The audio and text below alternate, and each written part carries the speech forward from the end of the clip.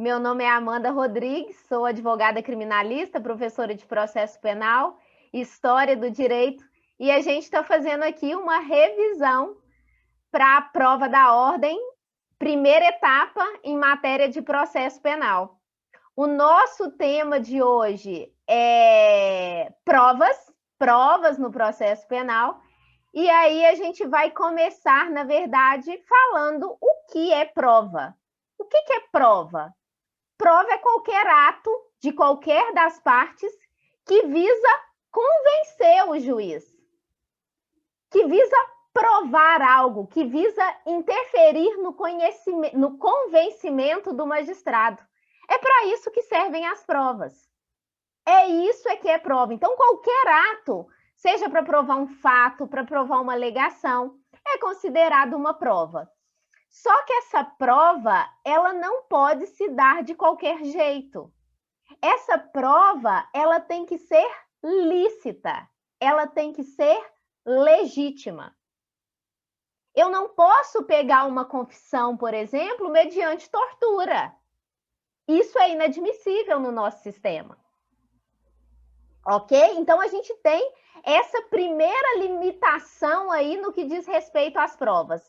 As provas são admitidas, em regra, mas devem ser provas lícitas, provas legítimas, ok?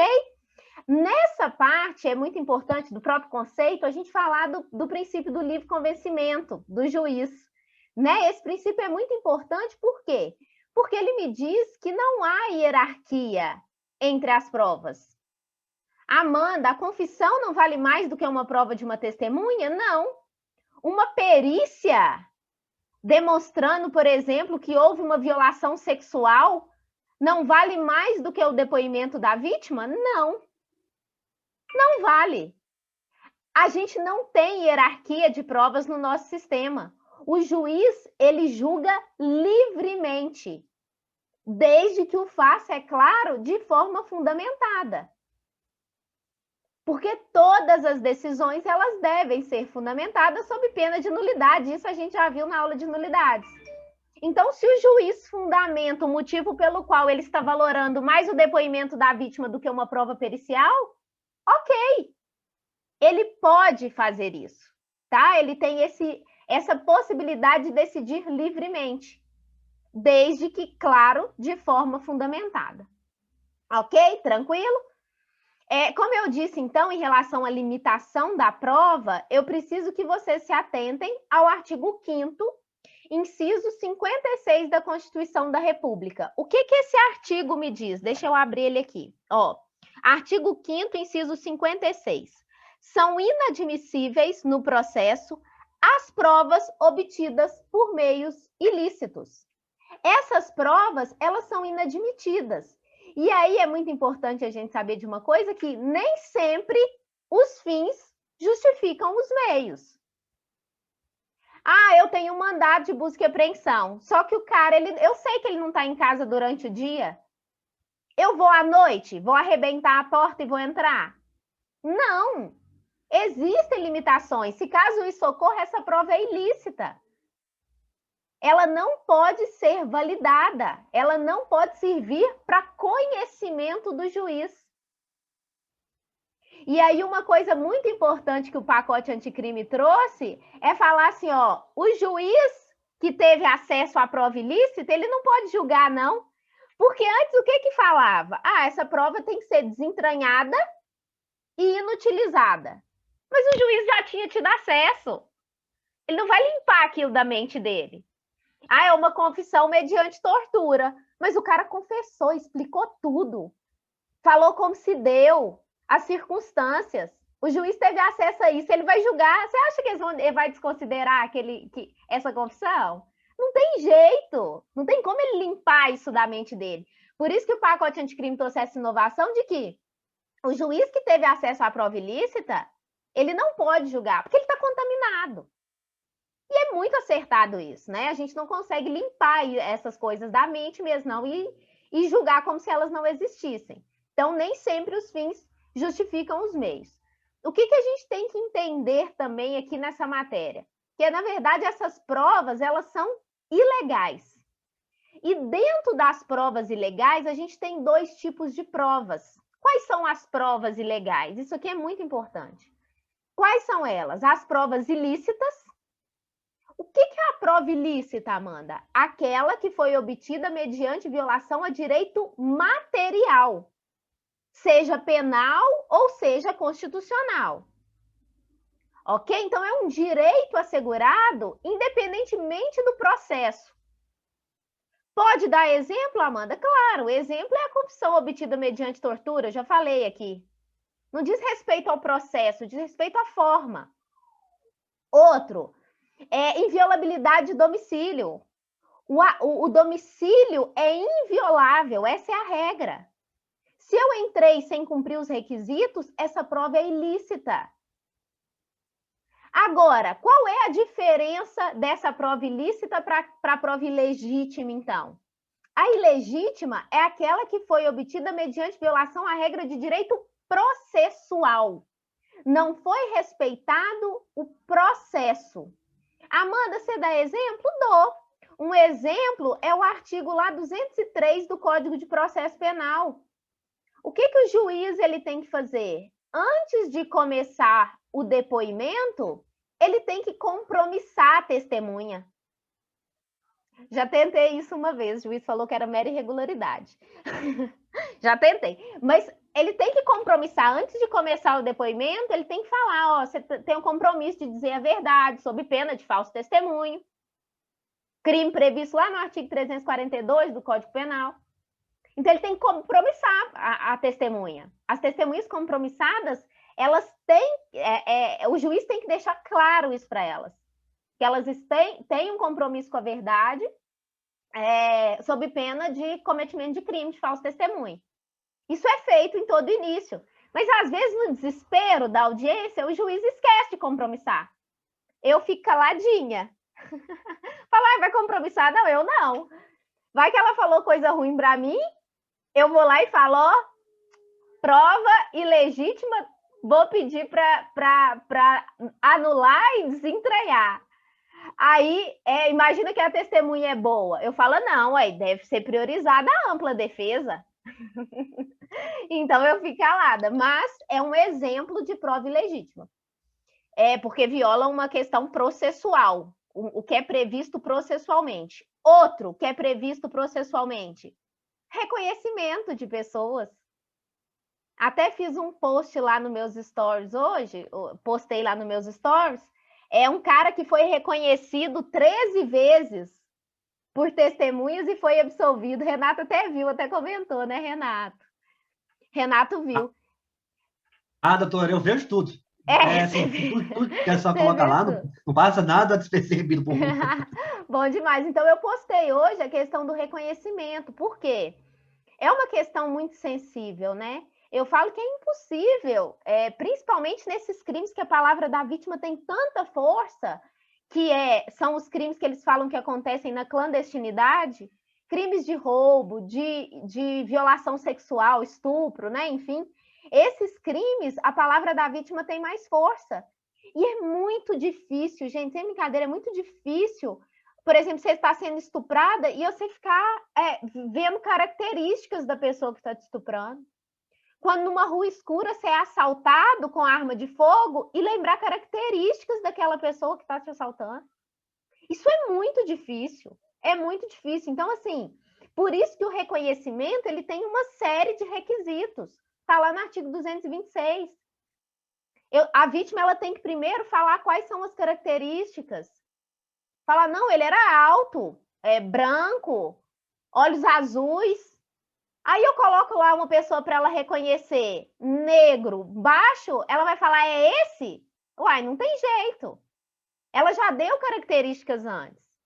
É igual um que eu foi condenado a zerar a força da palavra da vítima, né? E eu questionei exatamente tudo, inclusive porque ele não foi colocado na frente de outras pessoas com características semelhantes. A vítima, ela narrou as características e as características não batiam com a dele.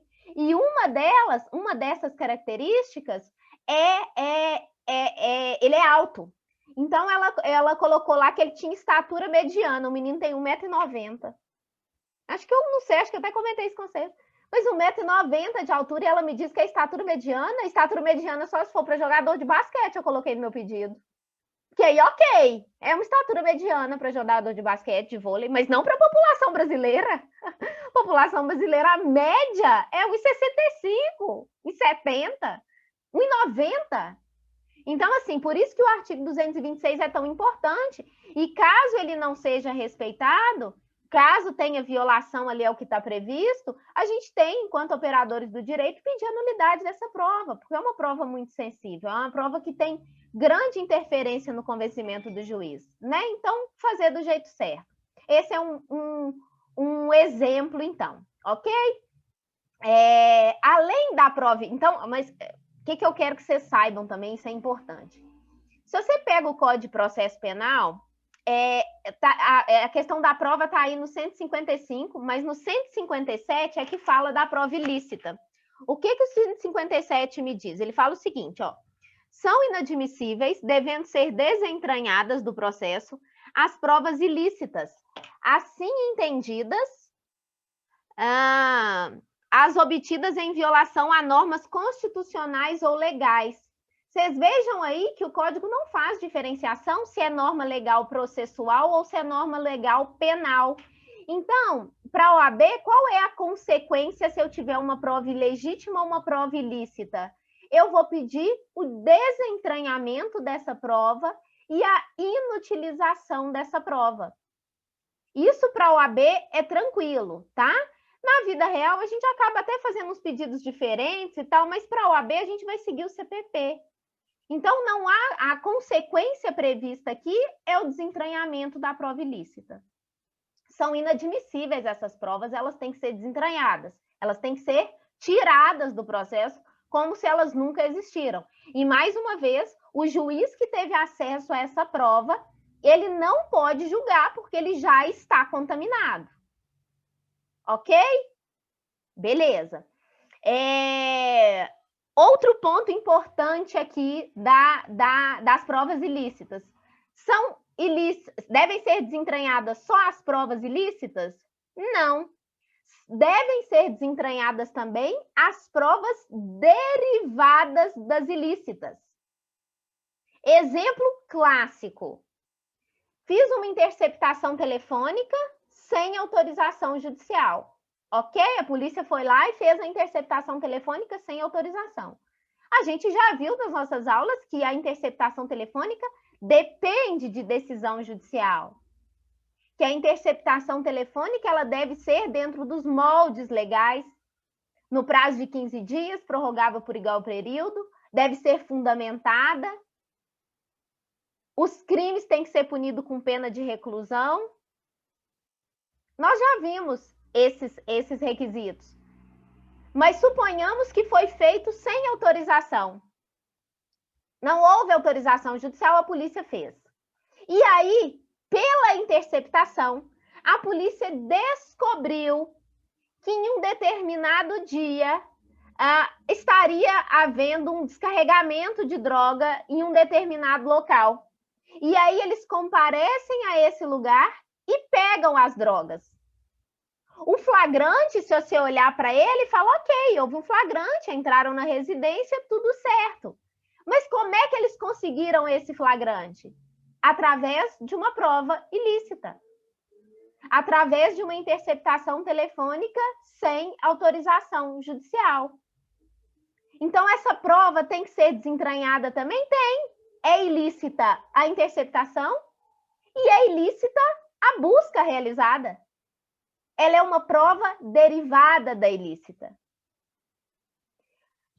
O que é importante aqui? É a questão da independência das provas. Ok?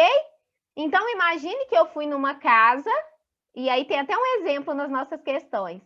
A polícia foi numa determinada casa, e ali ela entrou sem mandado, chutando a porta, encontrou droga no local. Essa prova é ilícita. Ela não tinha mandado, ela não foi autorizada a ingressar, achou droga, prova ilícita. Ok? Essa é uma questão que gera muita discussão, porque fala que se foi flagrante autorizado, mas vamos pensar do ponto de vista da defesa.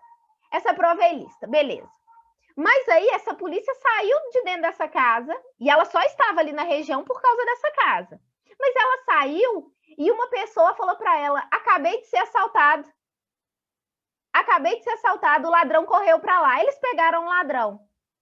Essa prova é ilícita? Não. Amanda, uai, mas eles só estavam lá por causa dessa prova, mas elas são independentes. Eu não tenho nada a ver a entrada da casa com a pessoa que roubou na rua. São independentes. Ok? Tranquilo? Então, essa independência, ela não é contaminada. Combinado? Existe uma outra exceção também, que é a teoria da descoberta é inevitável. O que é a teoria da descoberta inevitável? De qualquer jeito, eu ia chegar na prova do crime. De qualquer jeito, eu iria chegar na prova do crime. Como assim, Amanda? Imagine que estou fazendo uma busca e apreensão numa residência após uma denúncia, fortes indícios que estava ocorrendo tráfico de drogas ali no local. A polícia vai até o local e, com cães farejadores, já sabia onde é que estava a prova, já sabia onde é que estava, debaixo da árvore do quintal, e levaram o cachorro. Ou seja, era inevitável que a polícia ia encontrar essa droga. Era inevitável, porque já havia uma denúncia explicando o local exato e havia ainda cães farejadores, que facilitaria ainda mais a chegada da droga. Mas um dos policiais resolve torturar o suspeito para falar onde é que está a droga. E aí se questiona, essa prova é ilícita ou não? É ilegítima ou não? E aí existe o entendimento de que a descoberta, nesse caso, era inevitável. E aí não há maculação da droga. Porque a polícia iria chegar a essa droga de qualquer jeito diante daquelas circunstâncias. Ok? Beleza? É uma exceção. É uma exceção, tá bom? Feitas essas considerações gerais, então, sobre prova, né? Prova ilícita, prova ilegítima, a gente entra rapidamente em algumas provas em espécie. E a primeira prova em espécie que a gente vai tratar é o exame de corpo de delito. O exame de corpo de delito é uma prova em espécie. O que é o exame de corpo de delito? Fale, Renato, antes da gente entrar no exame de corpo de delito. Antes disso, doutora, só para comentar um pouquinho também sobre essa parte relativa à cadeia de custódia, que mudou com o pacote de crime? Vamos falar rapidamente dela, viu? Até porque, como eu já disse para vocês, é uma alteração recente, a OAB não costuma cobrar, e ela é muito detalhista. Então, a gente vai trabalhar de uma forma geral, porque se cair uma questão, vocês conseguem fazer, tá bom? Então, a gente não vai entrar ponto por ponto, senão a gente gasta pelo menos 1 hora em cadeia de custódia, tá? Mas a gente vai tratar de forma breve, pode ficar tranquilo. Então, o exame de corpo de delito, ele está previsto aí a partir do artigo 158 do Código de Processo Penal. E o que é o exame de corpo de delito? Muita gente pensa assim, exame de corpo de delito é um exame feito no corpo do ser humano. É um exame cadavérico, é um exame de lesão corporal, por exemplo, para averiguação de lesão corporal. Muita gente pensa isso, né? Por causa da palavra corpo. Mas, na verdade, o exame de corpo de delito é um exame feito em qualquer pessoa, coisa, objeto. Qualquer perícia realizado nesses corpos, ainda que esse corpo seja um objeto, é um exame de corpo de delito, tá? Ele é indispensável, isso é muito importante, em qualquer crimes que deixam vestígios. É indispensável. Se tem vestígio, eu preciso da prova da materialidade. Se eu não tenho exame de corpo de delito, eu não tenho prova da materialidade. E lembra que a gente já conversou em procedimento? Para eu ter processo, para eu ter um procedimento em desfavor de alguém, eu tenho que ter justa causa para a ação penal. E lembram o que é a justa causa? Prova da materialidade, indícios suficientes de autoria, né? O PEC ISA. PEC mais ISA. Se eu não tenho isso, eu não tenho como ter um procedimento em face de alguém. Então, é indispensável. Aí vocês me perguntam assim, Amanda, beleza, é indispensável, mas se não puder ser feito? Exemplo, uma vítima foi estuprada e depois de 2 anos ela resolveu contar isso porque isso lhe afligia de uma forma muito grande. Vai adiantar fazer um exame de corpo de delito nessa vítima que foi violentada 2 anos antes? Não. Nesse caso, é impossível o exame de corpo de delito. Como que eu vou fazer para suprir? Na impossibilidade, então vejam que isso é muito importante. Na impossibilidade de realização de corpo de delito direto, que é na prova, no objeto, na pessoa, na impossibilidade de fazer esse exame de corpo de delito, eu posso usar o exame de corpo de delito indireto. Indireto. Exemplo, essa vítima não relatou à polícia, mas ela foi atendida no hospital porque ela estava com forte sangramento. Isso pode ser usado como exame de corpo de delito indireto? Pode. Para fazer o exame de corpo de delito direto? Pode. A prova testemunhal pode ser utilizada para fazer o exame de corpo de delito indireto? Pode. Mas isso é exceção quando eu não puder fazer o exame de corpo de delito. Vou dar o exame de corpo de delito direto. Vou dar um exemplo para vocês que eu já dei, tá? Na nossa aula, quando a gente falava de flagrante, de prisão. Eu dei um exemplo meu de um cliente que foi preso em flagrante que estuprou uma menina, lembra? Fiz a defesa dele e protocolei essa semana, a resposta à acusação. Uma das minhas teses é, eu estou pedindo a rejeição da denúncia por ausência de justa causa. Não há prova da materialidade do delito. O que aconteceu no caso? No mesmo dia que a vítima foi supostamente estuprada, ela foi à delegacia. Ela foi à delegacia e falou o que tinha acontecido. A polícia encaminhou ela ao hospital, mas não encaminhou ela ao IML para fazer o exame de corpo de delito. Ela não fez o exame de corpo de delito. Ela foi atendida por médico. Mas a perícia feita por perito oficial não foi feita. Eles deixaram de fazer porque era impossível de fazer? Eu posso aí trazer uma exceção de que o exame de corpo de delito pode ser admitido? Não. Por quê? Porque não se pode admitir o exame de corpo de delito indireto quando o direto é possível de ser feito.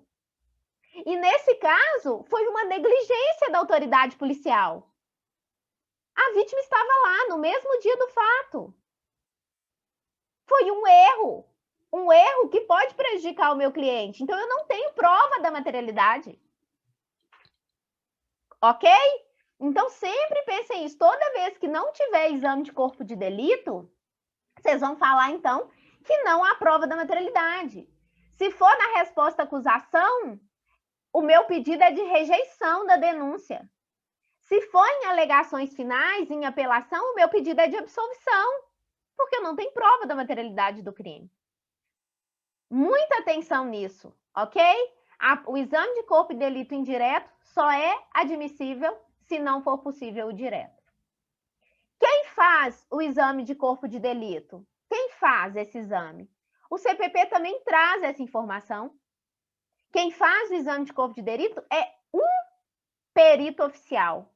Basta um perito oficial. Se eu não tiver um perito oficial, ele pode ser feito por dois peritos não oficiais, e aí são dois peritos não oficiais, na impossibilidade de ser feito por um perito oficial, que geralmente é concursado. Então, se ele não puder fazer, 2 outros peritos não oficiais, pessoas que tenham conhecimento e que são também já catalogadas ali pelo juízo. Ok?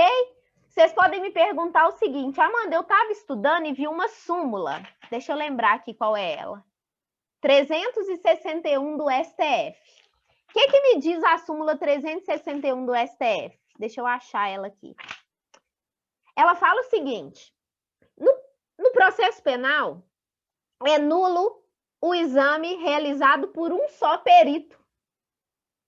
É a súmula 361, e ela continua, considerando-se impedido o que tiver funcionado anteriormente na diligência de apreensão. Uai, Amanda, mas você está falando que a perícia é realizada por um perito. E a súmula me fala que é nulo a perícia realizada por um único perito? O que está acontecendo? O que está acontecendo é que o Código de Processo Penal foi alterado nesse ponto. E ele foi alterado porque ele previa 2 peritos oficiais. Se fosse realizado por um, era nulo. Então, ou seja, quem está com o Código de Processo Penal aí, já pode passar um risco em cima lá da súmula 361, nessa parte que fala que é nulo o exame realizado por um só perito. Por quê? Porque o Código de Processo Penal foi reformado e foi reformado para autorizar um só perito a realizar a perícia. Então, muito cuidado. Inclusive, a prova da OAB já cobrou isso na segunda etapa. Então, quando vocês forem estudar, quem for para a segunda etapa de penal, quem for estudar vai ver essa questão e pode ser induzido a erro. É uma questão antiga. É uma questão antes da reforma do CPP. Beleza? Tranquilo. Essa reforma, ela ocorreu em 2008? 2008, foi aquela grande reforma que a gente teve no Código de Processo Penal. Tá? Combinado, Renato? Vamos continuar, então. A cadeia de custódia. Uma alteração recente do Código de Processo Penal. Quando que veio essa alteração? Agora, com o pacote anticrime. Então, final de 2019. O que acontece na cadeia de custódia? Qual é a relevância da cadeia de custódia? O que é, afinal, essa tal de cadeia de custódia? A cadeia de custódia, na verdade, é uma linha do tempo da prova. É uma linha do tempo da perícia. O que é isso? Quando acontece um crime, tem que começar essa cadeia de custódia. Então, o que engloba essa cadeia de custódia? De forma geral, desde a hora que cometeu o crime, eu tenho que separar o local para que ele não seja contaminado, eu tenho que pegar as provas, eu tenho que, toda vez que essas provas têm que ser lacradas, todas as vezes que eu for mexer nessa prova, que for retirar o lacre, eu tenho que saber quem que foi o perito que abriu, qual dia ele abriu, qual hora ele abriu. Por quê? Para que essa cadeia de provas ela seja disponível para a defesa, ou para a acusação, para a gente ter certeza de que essa prova não foi contaminada em nenhum momento. Para eu poder questionar essa contaminação. Aonde que está prevista a cadeia de custódia? Lá nos artigos 158A a 158E. Mas qual é o importante aí para a gente, vocês entenderem a cadeia de custódia? O 158B, que me fala lá, ó, qual que é esse caminho? Primeiro, eu vou fazer o reconhecimento. Reconhecimento é o primeiro. O que é o reconhecimento? É distinguir um elemento como interessante e elemento de prova, como interessante para a perícia. Depois eu vou isolar, eu vou separar aquela área, aquele objeto, para que ele não seja contaminado. Eu vou fazer a fixação. O que é a fixação? Eu vou explicar exatamente como é o objeto, qual a área que eu encontrei, em que circunstâncias ele estava. Eu vou fazer a coleta, eu vou pegar aquele objeto. Ah, não é objeto, Amanda, é uma rua. Ok, tira foto, faz imagens. É a coleta. Eu vou condicionar, se for possível. Eu vou pegar e vou guardar em um local que não possa ser contaminado. Eu vou fazer o transporte para o lugar onde vai ser realizada a perícia, se ainda não foi, ou onde vai ficar guardado. Eu vou receber. É um ato, e aí um ato muito formal de falar, ó, estou te entregando aqui a droga. A pessoa vai fazer o termo de recebimento e que circunstâncias recebeu. E, por fim, eu vou processar esse vestígio, que é fazer o exame de corpo de delito, enfim. Vou armazenar para outras finalidades e vou descartar, se for o caso. Então, por exemplo, se for uma droga, ela vai ser incinerada depois de feito toda essa cadeia de custódia. ok? Então, a cadeia de custódia é isso. É um caminho em que se tem que percorrer para resguardar a prova, para que a perícia seja a mais fiel possível, ok? Essa é a cadeia de custódia. Beleza. Qual outra prova em espécie que é importante a gente falar? E aí a gente vai correr contra o tempo agora para falar alguns pontos importantes de algumas. A primeira delas, e eu acho muito importante, é o interrogatório do acusado. O interrogatório do acusado, a gente fala que ele tem natureza híbrida. O que é isso? Ele é um meio de prova. É um meio de prova. Ele serve como prova, sim. A confissão serve como prova? Serve como prova, sim. Mais um meio de prova, mas é também meio de defesa. Lembram da autodefesa? A ampla defesa, ela engloba a defesa técnica, feita pelo advogado, e ela engloba a autodefesa, feita pelo próprio réu. Muitas vezes a autodefesa é muito melhor do que a defesa técnica. Tem gente que tem uma capacidade tão grande de convencer. Eu já absolvi cliente que nem eu acreditava, mas ele tinha uma lábia tão boa que até eu falei, será que ele cometeu mesmo? Agora até eu fiquei nada. Ele já falou para mim que convenceu, mas aqui ele falou tão bem que eu acho que ele não cometeu, não. Então, assim, a autodefesa é uma defesa muito importante. Então, o interrogatório é tanto meio de defesa quanto meio de prova. Então, a gente fala que ele tem uma natureza híbrida, né? Um ponto importante aqui do interrogatório, e aí que teve várias discussões em 2018, diz respeito à condução coercitiva. Lembram da condução coercitiva aí em casos famosos, que levou o réu obrigado, chegaram na casa dele 6 horas da manhã e conduziram ele obrigatoriamente, forçadamente, para depor? Houveram ADPFs, né? Teve uma do PT, do Partido Trabalhista, se eu não me engano, a 395, e teve uma outra da OAB, que essa é fácil de lembrar, porque é 444. Essas duas ADPFs, elas questionavam a condição coercitiva, porque a condição coercitiva, para interrogatório, ela é prevista no Código de Processo Penal. E aí questionavam porque ela é inconstitucional. Porque o réu não tem direito ao silêncio? Tem. Ele tem direito ao silêncio. Se ele tem direito ao silêncio e se o interrogatório é um meio de defesa, ele não pode ser obrigado a depor, não. Então, chegaram à conclusão, por meio dessas ADPFs, que o artigo 260 do Código de Processo Penal não foi recepcionado pela Constituição. E eu não posso levar coercitivamente o réu para depor. Ok? Tranquilo? Outro ponto importante do interrogatório. O interrogatório ele tem duas fases. A primeira fase, qualificação do réu. A segunda fase, sobre os fatos. O réu pode mentir? Pode se omitir? Pode. Em qual fase? Na segunda, sobre os fatos. Pode mentir sobre a sua qualificação? Não. Isso também já foi decidido e é pacificado. O réu pode mentir o tanto que ele quiser. Não há crime de perjúrio aqui. Ele pode mentir. Mas ele pode mentir sobre os fatos e não sobre a sua qualificação. Por isso que o depoimento, o interrogatório, ele é dividido em duas partes. O primeiro é a qualificação, segundo, fatos. Beleza? Agora, em relação às testemunhas, Amanda, testemunha pode ser levada coercitivamente para depor? Pode. Testemunha pode ser levada coercitivamente. E aí, em relação às testemunhas, eu quero que vocês se atentem e a gente vai voltar a falar disso nas questões, aos artigos 206 a 208, tá? São artigos importantes no que diz respeito à prova testemunhal. O que esses artigos me dizem?